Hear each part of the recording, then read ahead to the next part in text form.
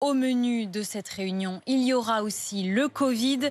Le nombre de cas a encore augmenté ces dernières 24 heures en France avec 785 contaminations de plus. C'est quand même moins que la semaine dernière. Les autorités sanitaires insistent sur la distanciation physique, le port du masque, obligatoire depuis hier à Paris, dans une centaine de secteurs très fréquentés. Reportage dans le 10e arrondissement de Paris. Bettina de Guglielmo.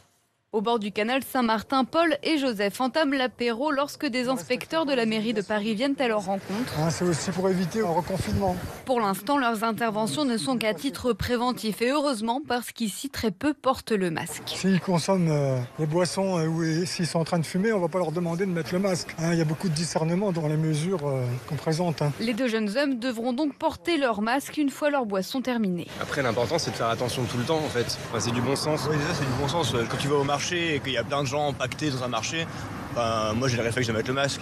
Mais c'est vrai que là, sur un canal, on est assis, il n'y a personne autour, je le mets pas, quoi. Mais bon, s'ils disent qu'il faut le mettre, on le mettra.